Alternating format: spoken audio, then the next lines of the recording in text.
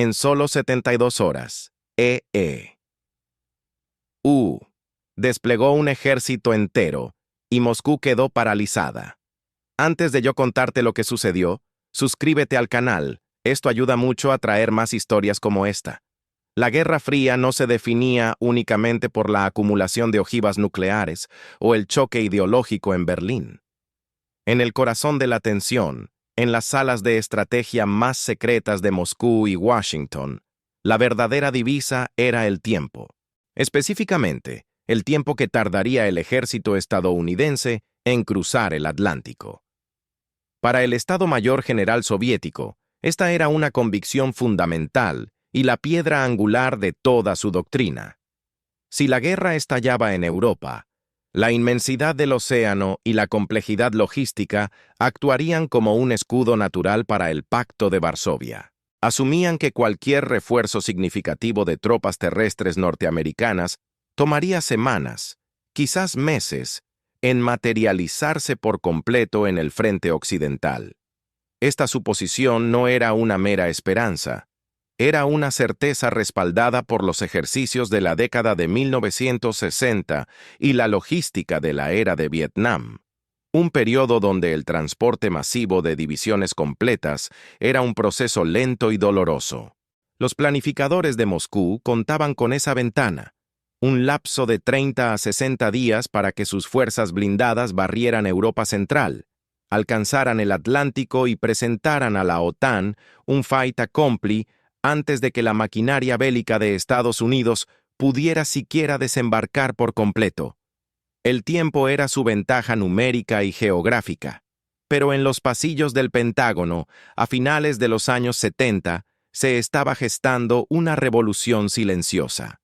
No se trataba de un nuevo misil o un nuevo tanque, sino de algo mucho más prosaico y, a la vez, infinitamente más decisivo: la logística. Los analistas estadounidenses entendieron que para disuadir a Moscú no era suficiente tener la capacidad de respuesta, sino la rapidez de la respuesta. Si la Unión Soviética basaba su estrategia en la lentitud de Occidente, la única manera de paralizar esa estrategia era eliminar la variable tiempo por completo. La pregunta que obsesionaba a los estrategas de la OTAN era simple, pero de consecuencias catastróficas si fallaban. Podemos mover una división completa, más de 20.000 hombres, miles de vehículos pesados, artillería y municiones, desde Fort Hood, Texas, o Fort Bragg, Carolina del Norte, hasta un campo de batalla en el corazón de Alemania Occidental, y hacerlo en menos de una semana. La respuesta a esa pregunta reescribiría el mapa estratégico de la Guerra Fría sin disparar una sola bala. Lo que siguió fue una inversión masiva en capacidad de despliegue rápido, la formalización de una nueva doctrina conocida internamente como la Fuerza de Tarea Conjunta de Despliegue Rápido, y una coordinación logística que exigía la precisión de un reloj suizo. El objetivo ya no era solo la defensa, sino la proyección inmediata de poder. La atención se concentró en una serie de ejercicios militares anuales que se convirtieron en el examen final de esta nueva capacidad. Moscú observaba. Sus satélites espía y sus agentes de inteligencia en Europa Occidental estaban enfocados en un único parámetro: el reloj. Cada minuto que se ahorraba en el transporte de un C-5 Galaxy o en el desembarco de un buque de preposicionamiento significaba que la doctrina soviética se desmoronaba un poco más. El choque no ocurrió en el campo de batalla, sino en las mesas de planificación. El momento de la verdad llegó cuando los datos de inteligencia confirmaron lo impensable. Estados Unidos no solo había acortado la brecha logística, sino que la había eliminado. Se había demostrado que un ejército entero, una fuerza capaz de cambiar el equilibrio de poder en el teatro europeo, podía materializarse en solo 72 horas. Para los generales del Pacto de Varsovia, esta revelación fue un golpe estratégico tan devastador como cualquier ataque nuclear. Su ventana de oportunidad había desaparecido. La parálisis estratégica de Moscú había comenzado. Y comenta aquí abajo de dónde estás viendo. Yo adoro saber hasta dónde llegan estas historias. Capítulo 1. El choque, Hook plus contraste. La hora exacta era 03:00 de la madrugada del 20 de septiembre de 1982. El aire en la base aérea de Rhein-Main, en Alemania Occidental, era frío y estaba saturado con el olor a combustible de aviación. No era una base cualquiera. Era el principal punto de entrada para los refuerzos de la OTAN. Los faros de los vehículos militares cortaban la oscuridad mientras una ráfaga de actividad frenética se apoderaba de la pista. La escena de vigilancia, capturada por las cámaras de reconocimiento y los satélites, mostraba un contraste brutal con la percepción soviética de la guerra. Moscú imaginaba un despliegue lento, metódico, con buques de carga navegando durante semanas. La realidad era un torbellino de acero y hombres.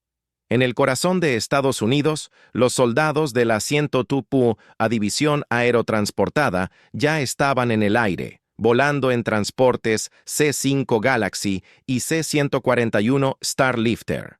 Estos hombres, que apenas unas horas antes estaban durmiendo en sus barracas en Kentucky, ahora estaban siendo inyectados directamente en el corazón de Europa. El contraste era el arma. El salario de un sargento de infantería promedio en ese momento era modesto, una vida de rutina y disciplina. Sin embargo, ese mismo sargento era parte de una operación que costaba miles de millones de dólares y que movilizaba la logística más sofisticada del mundo. El lujo, en este caso, no era personal, sino estratégico, el lujo de la velocidad. Un detalle simbólico, crucial para los analistas de inteligencia soviéticos, era el manifiesto de carga, un documento de aduanas que registraba la llegada de los primeros elementos de artillería pesada. No eran solo municiones, eran obuses de 155 mm. Según los documentos del caso, la velocidad con la que estas piezas de artillería eran transferidas de los aviones a los camiones de transporte en Rhein-Main era el verdadero indicador de la amenaza. Cada obús que llegaba significaba que el frente occidental se fortalecía, no en semanas, sino en horas. Los analistas del GRU, la inteligencia militar soviética, seguían el pulso de este ejercicio a través de informes cifrados que llegaban a Moscú. Cada informe era un golpe a su doctrina. La pregunta ya no era si llegaría el ejército de EE-UU, sino cuándo. El reloj corría. En menos de 72 horas, la totalidad de una brigada de apoyo y miles de vehículos de combate ligeros estarían operativos en sus posiciones. La cúpula soviética tendría que reevaluar todo. Capítulo 2. El aislamiento. Acceso plus, puertas cerradas. La estrategia de despliegue rápido, perfeccionada bajo el nombre clave Reforger, regreso de las fuerzas a Alemania, se había mantenido invisible para el público y, en gran medida, subestimada por Moscú durante años. La Unión Soviética había visto ejercicios similares en el pasado, pero siempre con una ejecución lenta y plagada de fallas logísticas. Esto generó un poder silencioso en Washington, la capacidad de realizar un cambio estratégico fundamental, sin levantar alarmas públicas. La clave del aislamiento radicaba en la agenda y los discursos oficiales. Mientras los líderes occidentales hablaban de distensión y control de armas, en las oficinas de planificación del Pentágono se estaba desmantelando la dependencia de los lentos buques de carga. El primer patrón que el GRU, según sus propios informes de inteligencia desclasificados, comenzó a notar fue la repetición de reuniones bloqueadas, las solicitudes de inspección o los observadores diplomáticos del Pacto de Varsovia eran sistemáticamente desviados o limitados durante ciertos periodos de otoño, coincidiendo con los ejercicios Reforger.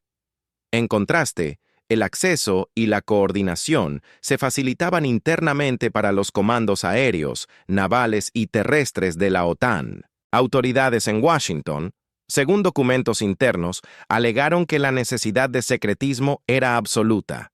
La vulnerabilidad de Europa durante el periodo de movilización era crítica. Si Moscú conocía las rutas exactas y los tiempos de llegada, El plan de despliegue se convertiría en un objetivo fácil, y fue ahí que la inteligencia soviética comenzó a enfocarse no en los tanques, sino en los aviones, específicamente el C-5 Galaxy. Este gigante del aire podía transportar 2 tanques M-60 o la totalidad de la carga de un batallón ligero. El problema logístico no era el avión, sino la disponibilidad de aviones. Solo que los analistas de la KGB y el GRU repararon en una cosa: el preposicionamiento. En lugar de enviar todo el equipo pesado, tanques M1 Abrams, vehículos de combate Bradley, desde EUU, se había adoptado una estrategia de almacenamiento masivo en Europa. Estos equipos ya estaban en búnkeres seguros, listos para ser utilizados. Los soldados, que solo llevaban su armamento personal y equipo ligero, volarían a Europa y se montarían en sus vehículos preposicionados. Esto eliminaba la semana crítica que se tardaba en transportar el equipo pesado por mar. Pero el detalle que entregó todo fue la velocidad de la activación de los almacenes. Según documentos del caso, los ejercicios de Reforger no solo simulaban la llegada de tropas, sino la apertura y preparación de estos almacenes. Los tiempos de respuesta, medidos en horas y no en días, demostraban una coordinación logística militar sin precedentes. Este no era un ejercicio de entrenamiento, era una prueba de capacidad de guerra real. Los reportes que llegaban a los líderes soviéticos no podían ignorar la correlación. Más aviones C-5 en el aire, menos tiempo para la preparación de los almacenes en Alemania. La ventaja temporal se estaba erosionando a una velocidad alarmante. Capítulo 3. La descubierta. Pruebas, correlación. La investigación que llevó a Moscú a la descubierta de esta capacidad no fue tradicional. No fue un espía robando un plano, sino un análisis exhaustivo de lo que se conoce como lifestyle mismatch estratégico. El Pentágono estaba invirtiendo miles de millones en una capacidad que, oficialmente, no existía en la escala que los ejercicios demostraban. La investigación se centró en la tríada de la prueba: números, documentos y testimonio. 1. Números. El cruce de datos fue demoledor. Los gastos de mantenimiento y expansión de las bases aéreas en el este de EUU, como Charleston o Dover, especializadas en transporte estratégico, se dispararon. Al mismo tiempo, el presupuesto para el almacenamiento de equipo preposicionado en Europa, POMCUS, creció exponencialmente. Esto indicaba una intención clara: no solo mover tropas, sino moverlas rápidamente. 2. Documentos. La evidencia clave fueron los registros de vuelo y los manifiestos de carga, obtenidos a través de la inteligencia de señales. Los documentos mostraban que durante los ejercicios Reforger clave de 1979 y 1980, la tasa de rotación de los aviones de transporte era insostenible bajo la doctrina antigua. Aviones aterrizando, descargando, reabasteciendo y despegando de regreso a EUU en ciclos de pocas horas. Esto no era un despliegue, era una inyección de fuerza. Volvamos al detalle simbólico del manifiesto de carga del capítulo 1. Ese recibo de la artillería pesada. No era el arma en sí, sino el código en el manifiesto.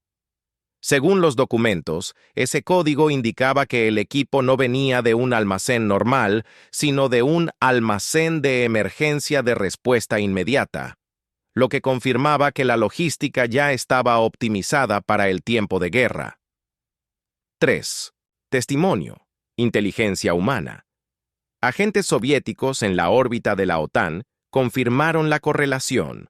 Un pedido específico de transporte aéreo, acción, se traducía en el movimiento de una brigada, resultado, en un plazo de 72 horas. La correlación era perfecta. El flujo de información, desde el cuartel general del US Army hasta las pistas de aterrizaje en Alemania, era instantáneo. El análisis estratégico soviético concluyó que el Pentágono había logrado algo que la URSS consideraba imposible: integrar el transporte estratégico aéreo con la logística terrestre preposicionada para crear un puente aéreo funcional. El detalle simbólico de la artillería volvió a aparecer en los informes finales. La capacidad de tener fuego de apoyo pesado en el frente, en menos de 3 días, significaba que las primeras oleadas de tanques del Pacto de Varsovia se enfrentarían inmediatamente a una fuerza defensiva bien equipada, no a una retaguardia desorganizada. Y me dices en los comentarios, ¿qué harías en mi lugar? Quiero mucho saber tu opinión. Capítulo 4. La virada y la reflexión. Caída plus. Consecuencias. No hubo una búsqueda y aprehensión física, pero sí una aprehensión estratégica en Moscú. La virada ocurrió en las salas de análisis del Ministerio de Defensa soviético. Los informes de inteligencia consolidaron la nueva realidad. La superioridad numérica inicial del Pacto de Varsovia, su principal ventaja en un conflicto europeo, había sido neutralizada. Las consecuencias fueron inmediatas y de gran alcance, aunque silenciosas para el mundo exterior. El riesgo penal, en este contexto, era la pérdida de la capacidad ofensiva. Según documentos desclasificados, la respuesta de Moscú fue doble. Primero, se inició una revisión exhaustiva de la doctrina de guerra. Los planes de avance rápido hacia el Atlántico tuvieron que ser reescritos. La asunción de que tardaría semanas se desechó. Ahora, la planificación debía contemplar la presencia de fuerzas estadounidenses masivas desde el día D+3. Segundo, se aceleró la inversión en misiles de teatro de operaciones, como el SS-20, y en submarinos, intentando compensar la pérdida de la ventaja logística con la amenaza de escalada nuclear temprana. Si no podían ganar la guerra convencional rápidamente, tendrían que elevar el costo de la guerra a un nivel inaceptable para la OTAN. El impacto institucional fue profundo. La confianza en la inteligencia que había subestimado la capacidad logística de se vio seriamente afectada. Los planificadores se dieron cuenta de que habían estado operando bajo una premisa obsoleta. La reflexión final sobre este episodio de la Guerra Fría es que el dominio no siempre se logra con fuerza bruta, sino con la eficiencia invisible. Estados Unidos no ganó esta batalla con tanques, sino con aviones de transporte y una logística impecable. El despliegue de un ejército en 72 horas no fue solo una hazaña militar, fue un mensaje estratégico que obligó a Moscú a paralizarse, a detenerse y a recalcular toda la ecuación de la guerra. No hubo disparos, pero la estrategia soviética se derrumbó bajo el peso de la velocidad. Si esta historia te tocó, suscríbete al canal para acompañar las próximas. Gracias por estar aquí. Señalando un efecto dominó que trascendió los cuarteles de Moscú, la nueva capacidad de despliegue relámpago estadounidense fracturó la cohesión del Pacto de Varsovia. Los estados satélites, cuya propia planificación defensiva dependía de la premisa de una respuesta occidental tardía, se encontraron de pronto en una posición de vulnerabilidad extrema. Líderes en Varsovia y Budapest, según informes de inteligencia que circularon discretamente por las capitales del este, tuvieron que reevaluar la viabilidad de sus propias contribuciones defensivas, sabiendo que la guerra ya no se desarrollaría al ritmo lento y predecible que Moscú había prometido. La confianza en el paraguas soviético se vio minada no por un fracaso militar directo, sino por una superioridad logística de la OTAN que hacía que su frontera occidental pareciera mucho más permeable de lo que jamás se había admitido. No obstante, la transformación no se limitó al cielo. Construyendo sobre la base de la rapidez aérea, la doctrina estadounidense también exigió una revisión radical de su componente marítimo. Mientras los aviones transportaban a los hombres, la tarea de sostenerlos recaía en una flota de buques de alta velocidad, conocidos internamente como la Fuerza de Transporte Rápido Marítimo. Estos buques, capaces de navegar a velocidades inusualmente altas para un transporte de carga pesada, se convirtieron en un complemento esencial para el puente aéreo. El concepto era simple pero potente. El aire entregaba la punta de lanza, el mar a una velocidad nunca antes vista, entregaba el músculo logístico para mantenerla afilada. Esto significó que la estrategia de disuasión ASOB, guerra antisubmarina, soviética, diseñada para diezmar convoyes lentos, perdía gran parte de su relevancia. Ahora, los refuerzos llegaban en ráfagas rápidas y coordinadas, haciendo que el hundimiento de un solo buque o avión, si bien trágico, no paralizara la llegada de la fuerza total. Más allá de la infraestructura física, lo que realmente se alteró fue la psicología del combate. La capacidad de proyectar una división completa en 72 horas permitió a la OTAN pivotar de una doctrina de defensa estática basada en la simple contención de la primera oleada a una estrategia de maniobra dinámica. Anteriormente, la alianza estaba obligada a conservar recursos sabiendo que el reemplazo tardaría. Con la nueva velocidad, los planificadores podían contemplar operaciones más audaces, contraataques profundos y la apertura de frentes secundarios, con la seguridad de que las pérdidas podrían ser suplidas casi de inmediato. Esto transformó el teatro europeo en un juego de ajedrez logístico tridimensional, donde la posición de las bases aéreas y los puertos de descarga se volvía tan crítica como la línea del frente.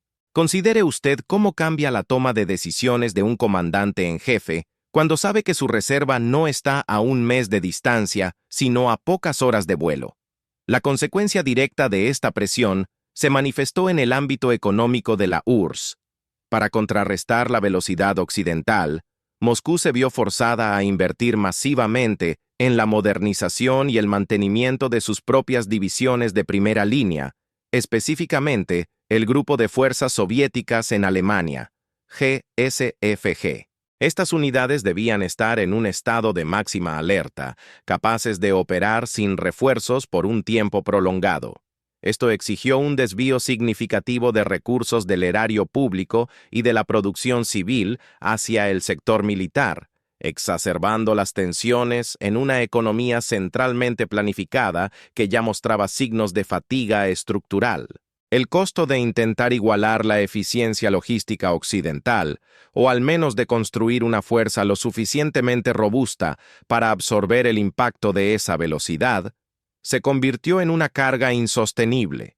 La carrera armamentística en este punto se había transformado en una carrera de chequeras y eficiencia administrativa, un terreno donde el sistema soviético demostró ser intrínsecamente más lento y menos adaptable, acelerando así su propia parálisis estratégica y económica. El reloj logístico de Occidente no solo detuvo el avance militar soviético, sino que agotó su tesoro. Sin embargo, profundizando en el panorama, la conmoción en el Kremlin no solo derivó de la velocidad aérea, sino de la ceguera operativa que la precedió. El aparato de inteligencia soviético, acostumbrado a medir el poder militar en términos de tonelaje de acero, número de divisiones y capacidad ferroviaria, falló catastróficamente al valorar la primacía de la arquitectura de la información. No se trataba de cuántos aviones podían volar, sino de la eficiencia con la que los sistemas de comando y control, C2, de la OTAN, podían orquestar miles de movimientos simultáneos. Los analistas de la inteligencia militar se habían concentrado en los activos físicos, pasando por alto el software estratégico. La red invisible que permitía a los comandos en Bruselas y Stuttgart coordinar la llegada de tropas desde múltiples usos horarios y su ensamblaje inmediato con el equipo preposicionado. A mayor abundamiento, la rigidez doctrinal soviética actuó como un filtro que rechazaba la evidencia. El dogma de la superioridad de la masa y la inevitabilidad de la guerra de desgaste impedía a los generales soviéticos concebir un sistema donde la precisión logística pudiera anular la ventaja numérica. Para ellos, la guerra era una marea lenta y pesada. La idea de que una fuerza pudiera ser inyectada quirúrgicamente, manteniendo una cadencia de combate alta desde el primer día, era una herejía estratégica. Esta incapacidad para comprender el nuevo concepto de guerra de maniobra rápida, facilitada por la logística invisible, llevó a que los informes de advertencia sobre la mejora en los tiempos de despliegue fueran minimizados o archivados como propaganda occidental. En consecuencia, la respuesta inmediata de Moscú, al darse cuenta de que no podían igualar la velocidad de movimiento, fue intentar anular la comunicación. Se produjo un cambio drástico en la inversión hacia la guerra electrónica, EW. Si no se podía detener el músculo, se intentaría paralizar el sistema nervioso.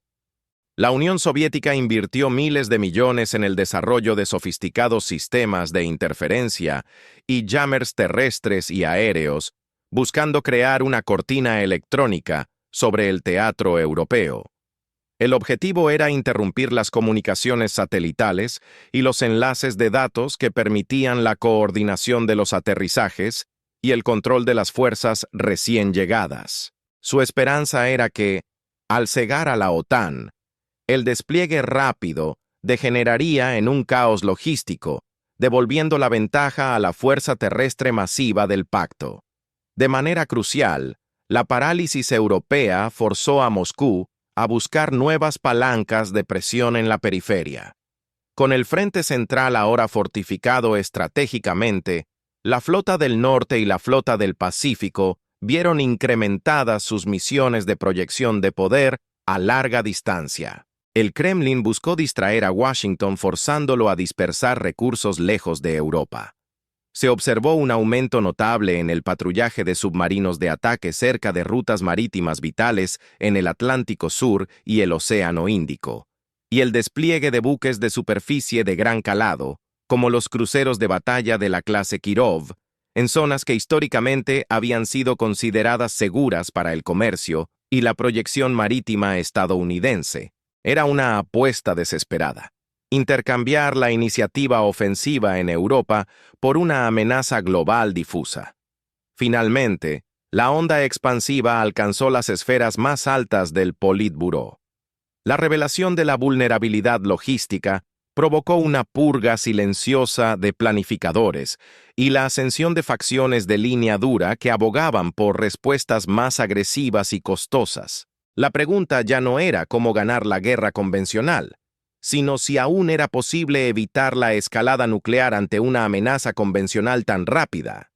Esto cimentó una peligrosa mentalidad de riesgo elevado, donde la única forma de contrarrestar la eficiencia occidental parecía ser la amenaza desproporcionada. La velocidad logística de Estados Unidos no solo cambió la estrategia militar, redefinió el umbral de riesgo político que Moscú estaba dispuesto a aceptar en los años finales de la Guerra Fría. Es menester ahondar en el entramado civil que hizo viable esta proeza. La capacidad de movilización no residía únicamente en la flota de transporte de la Fuerza Aérea. Un componente vital, desconocido para el público y subestimado por Moscú, fue la integración de la Flota Aérea de Reserva Civil, CRAF. Se trataba de un acuerdo contractual con aerolíneas comerciales de Estados Unidos, como Pan Am o TWA en la época, para que, en caso de emergencia, sus aviones de pasajeros de fuselaje ancho y sus cargueros fueran inmediatamente requisados y configurados para uso militar. Esta estrategia multiplicaba por 10 la capacidad de carga en un lapso de 48 horas. Considere usted el vértigo de esta dependencia. La estrategia de disuasión de la nación pendía en parte del buen funcionamiento de una aerolínea comercial. Esta capa de ambigüedad civil-militar confundía las líneas de detección de inteligencia soviética, que luchaba por distinguir un vuelo comercial de rutina de un precursor de un despliegue masivo. Aunado a la infraestructura, el factor humano exigió una especialización brutal. Los soldados que llegaban a los almacenes europeos no podían permitirse el lujo de una transición gradual. Tenían que poner en marcha vehículos que habían estado sellados y mantenidos en condiciones de hibernación por años. Esto requería un entrenamiento intensivo en las bases de Estados Unidos para la reaclimatación instantánea. El objetivo era reducir el tiempo de activación de un vehículo de combate desde el almacenamiento hasta la plena capacidad operativa de varias horas a menos de 60 minutos. Este rigor se tradujo en simulacros de estrés psicológico extremo, donde el personal de mantenimiento y las tripulaciones debían trabajar bajo la simulación de ataque químico y bombardeo, manteniendo la precisión. La presión era física y mental. Una tuerca mal ajustada o un retardo en la puesta en marcha de un motor podría costar la vida de una tripulación en el frente. No obstante, el impacto trascendió las maniobras militares para instalarse en el cálculo político de la República Federal de Alemania. La velocidad del despliegue significaba que miles de toneladas de equipo y decenas de miles de tropas se inyectaban en su territorio en un fin de semana. Esto generaba una fricción política ineludible. ¿Cómo se justificaba ante una población ya nerviosa el ruido constante de las aeronaves de carga gigantes, la congestión de las carreteras y la presencia repentina de brigadas enteras? El canciller de turno y su gabinete tuvieron que negociar acuerdos de estatus de fuerzas que permitieran esta logística intrusiva, enfrentando la constante crítica interna de los movimientos pacifistas. La RFA pagó el precio de la primera línea. La certeza de la ayuda inmediata venía con la incomodidad palpable de ser el epicentro del conflicto potencial. Por consiguiente, la verdadera victoria estratégica no fue la ejecución de la maniobra, sino su permanencia en la mente de los generales soviéticos. Se creó una fuerza fantasma. Moscú ya no podía planificar basándose en lo que veía en un momento dado, sino en lo que sabía que podía aparecer en 72 horas. Esta incertidumbre se convirtió en un factor de disuasión más potente que cualquier arma táctica.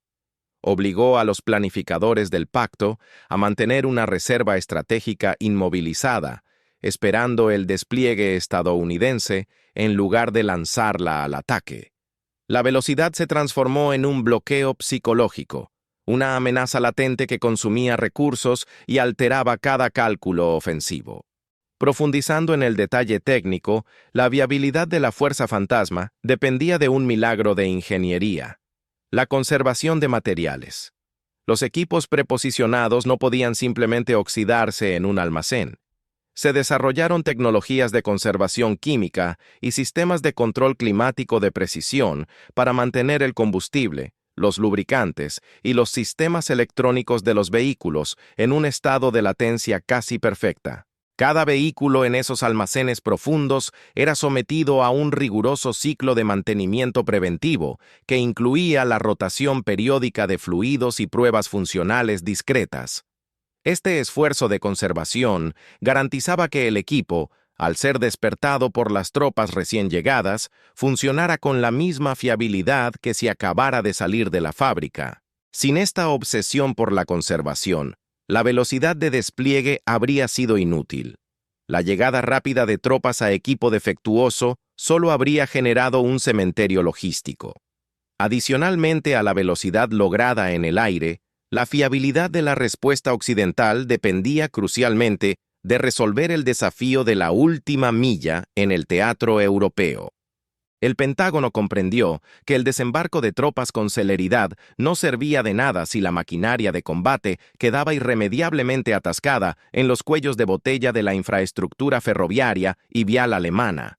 Por consiguiente, una inversión significativa se dirigió a la estandarización de contenedores logísticos intermodales, diseñados para ser transferidos sin fricciones desde las bodegas de los aviones C-5 hasta los vagones de tren europeos. Esta interoperabilidad, que para el ojo inexperto parecía una simple mejora en el embalaje, fue, de hecho, una pieza crítica del rompecabezas, garantizando que el flujo de municiones, repuestos y suministros médicos mantuviera el ritmo vertiginoso del despliegue humano. En otro orden de ideas, la promesa de las 72 horas se sustentaba en la primacía en la teledetección. La capacidad de Washington para garantizar esta velocidad dependía de una certidumbre meteorológica y de reconocimiento sin precedentes. Se desarrollaron modelos climáticos avanzados calibrados específicamente para el mando aéreo estratégico, que permitían predecir con alta fidelidad las condiciones de las pistas de aterrizaje en Rhein-Main y otros aeródromos cruciales con una semana de antelación. Esto eliminaba el factor sorpresa climático, un elemento que la Unión Soviética tradicionalmente explotaba en su planificación. Además, la nueva generación de satélites de reconocimiento óptico y radar de apertura sintética, CAR, aseguraba que cualquier movimiento preparatorio soviético, como la salida de depósitos de municiones o la concentración de unidades de combustible, fuera detectado y clasificado en tiempo real, permitiendo a la OTAN ajustar de inmediato los puntos de inserción de la fuerza. El efecto más corrosivo, sin embargo, se sintió en la moral y la planificación táctica de las divisiones de primera línea soviéticas. Considere la situación del comandante de un regimiento de tanques apostado cerca de la frontera interalemana. Su manual de guerra dictaba un avance rápido, basado en la suposición de que solo enfrentaría unidades de la RFA en las primeras etapas. Pero al saber que una división aerotransportada estadounidense podría estar reforzando las posiciones clave en 3 días, la mentalidad cambió de ofensiva audaz a cautela defensiva. La necesidad de asegurar sus propias líneas de suministro de combustible y munición se volvió primordial, ya que un despliegue rápido de la OTAN significaba la amenaza inminente de contraataques por flanco, algo que sus planes originales no contemplaban con esa severidad. La velocidad occidental obligó a las unidades soviéticas a cargar con una autonomía operativa mayor, ralentizando su avance y consumiendo sus reservas con mayor anticipación, un dilema táctico que mermaba su impulso inicial. Paralelamente a esta escalada logística, los países neutrales en la periferia europea, como Suecia y Austria, se vieron forzados a recalibrar sus políticas de defensa. La capacidad de Estados Unidos para mover un ejército completo con tanta celeridad demostraba que la guerra moderna no respetaba las fronteras geográficas o las declaraciones de neutralidad. Estos países tuvieron que invertir en sus propias capacidades de defensa aérea y de movilización interna, no necesariamente para unirse a la OTAN, sino para garantizar que su soberanía no fuera violada como un mero corredor logístico de paso. El despliegue de 72 horas transformó efectivamente el concepto de profundidad estratégica en Europa, eliminando la sensación de seguridad que ofrecía la distancia geográfica. En retrospectiva, la demostración de la capacidad de despliegue rápido se asemejó más a una cirugía de alta precisión que a un golpe de martillo. No se trataba solo de trasladar hombres, sino de inyectar fuerza de combate específica donde más se necesitaba, en el momento preciso. Esto demostró que la guerra moderna ya no premiaba la acumulación masiva de tropas, sino la capacidad de aplicar fuerza de manera selectiva y veloz. La lección para Moscú fue clara. La ventaja de la masa era inútil si la OTAN podía dictar el momento y el lugar del enfrentamiento. El reloj, que antes era un aliado soviético, se había convertido en el arma más formidable de Washington. Es más, la eficacia de esta nueva doctrina de despliegue relámpago no solo residía en su velocidad intrínseca, sino en la opacidad deliberada que la rodeaba. Washington había dominado el arte de la ambigüedad estratégica. No se trataba meramente de mover tropas, se trataba de gestionar las señales que llegaban a Moscú. La inteligencia estadounidense implementó una sofisticada estrategia de engaño, conocida internamente como el juego de cáscaras logístico. Por ejemplo, se mantenía una rotación constante de unidades de reserva entre diferentes bases continentales, dando la impresión de una actividad normal y dispersa, cuando en realidad la infraestructura de soporte, los enlaces de transporte terrestre y el personal de apoyo crucial se concentraba en silencio en puntos de embarque específicos. Se utilizaban designaciones de unidades obsoletas o inactivas en documentos de transporte de bajo nivel para enmascarar la verdadera identidad y el estado de preparación de las tropas que realmente estaban siendo movilizadas. Por añadidura, la razón por la cual el GRU falló en detectar esta capacidad a tiempo se ancló en un punto ciego doctrinal: la obsesión soviética por la contabilidad de la fuerza activa. El Kremlin se concentraba en el número de divisiones permanentes de primera línea en Estados Unidos, ignorando la transformación silenciosa de la Guardia Nacional y las reservas activas. La inteligencia militar soviética clasificaba estas divisiones de papel como lentas e ineficaces para una guerra relámpago europea. Sin embargo, el Pentágono había invertido en la estandarización de equipos y el entrenamiento dual, permitiendo que estas unidades de reserva se integraran en el flujo de despliegue con una eficiencia casi idéntica a la de las fuerzas regulares. Para cuando Moscú actualizó sus modelos de amenaza, el volumen de fuerza movilizable había crecido exponencialmente sin un aumento visible en el presupuesto militar de primera línea, un truco de contabilidad que desmanteló su entendimiento del potencial bélico.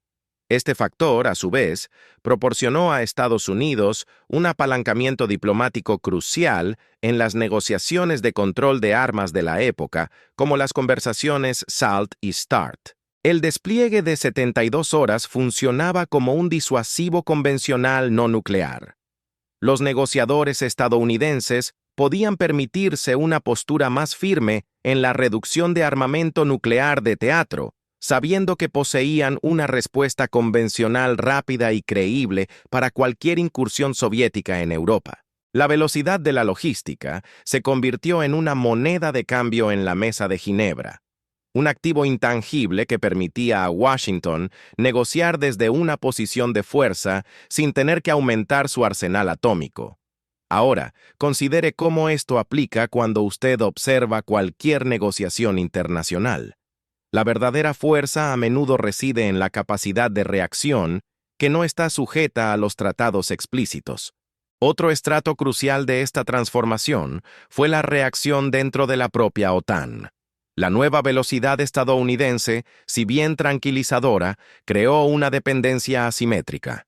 Países como Francia, históricamente celosos de su independencia militar y que mantenían una postura más distante de la estructura de comando integrada, se enfrentaron a un dilema. Su propia doctrina de defensa, basada en una respuesta más lenta y autónoma, de pronto parecía obsoleta frente a la capacidad de Washington de dictar el ritmo del conflicto. La demostración de fuerza generó un debate interno en las capitales europeas. ¿Era mejor abrazar la velocidad americana y ceder mayor soberanía, o mantener la autonomía a riesgo de quedar expuestos durante las primeras horas críticas de una invasión? El despliegue en 72 horas forzó una reestructuración de la arquitectura de defensa europea que trascendió la mera coordinación militar, tocando fibras sensibles de identidad nacional y autonomía estratégica. Finalmente, la consecución de este milagro logístico requirió una innovación tecnológica que iba mucho más allá del simple transporte aéreo. La sincronización de miles de variables, el estado de las pistas, la disponibilidad de personal de tierra, la ubicación de las reservas de combustible y la secuencia de carga prioritaria, fue posible gracias a la adopción temprana de sistemas de simulación bélica avanzados. El Pentágono utilizó los primeros grandes ordenadores capaces de ejecutar modelos logísticos complejos a alta velocidad, ensayando miles de escenarios de contingencia en un entorno virtual. Esta simulación permitió a los planificadores identificar y eliminar los cuellos de botella antes de que se manifestaran en la realidad. La velocidad no fue un accidente. Fue el resultado de la capacidad de procesamiento de datos para predecir el caos y neutralizarlo, demostrando que en la guerra moderna, el dominio de la información y la modelización es el verdadero precursor del éxito en el campo de batalla. Hemos recorrido el camino que llevó a la metamorfosis del campo de batalla. Al reflexionar sobre este trayecto, resulta evidente que la verdadera confrontación de la Guerra Fría no se libró sobre el terreno nevado de Europa Central, ni en los silos de misiles, sino en las ecuaciones de tiempo y distancia que definían la probabilidad de éxito. Lo que presenciamos no fue simplemente una mejora en el transporte. Fue la redefinición de la velocidad como un arma disuasiva, un factor que alteró irreversiblemente el cálculo de riesgos en el Kremlin. La certidumbre con la que se había construido toda una doctrina, aquella fe ciega en la lentitud del adversario transatlántico, se disolvió como la escarcha al sol ante la evidencia irrefutable de la agilidad logística. Este no fue un revés táctico menor, fue un quiebre en la lógica fundamental que sustentaba la superioridad del Pacto de Varsovia. La capacidad demostrada por la Alianza Occidental para inyectar fuerza de combate de manera casi instantánea creó un vacío estratégico en la mente de los planificadores soviéticos, un espacio donde antes residía la seguridad temporal. La fuerza que no se veía, pero que se sabía que podía estar allí en un plazo ineludible, se convirtió en una carga mucho más pesada y paralizante que cualquier división físicamente presente. La parálisis que se instaló en el Kremlin no fue resultado de una escaramuza, sino de la revelación de una vulnerabilidad sistémica que se había gestado bajo sus narices. La inteligencia soviética, entrenada para contar cabezas y ojivas, se mostró fatalmente ciega ante el verdadero músculo del poder moderno, la arquitectura de la información y la fusión fluida de activos civiles y militares.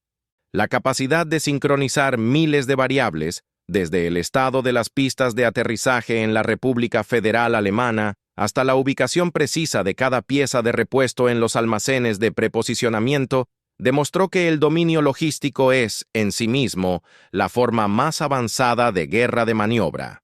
La eficiencia se convirtió en una barrera infranqueable, obligando a la URSS a una carrera de costos que su sistema económico, ya debilitado y rígido, simplemente no podía sostener. El despliegue de 72 horas fue, en esencia, un golpe de gracia económico disfrazado de ejercicio militar.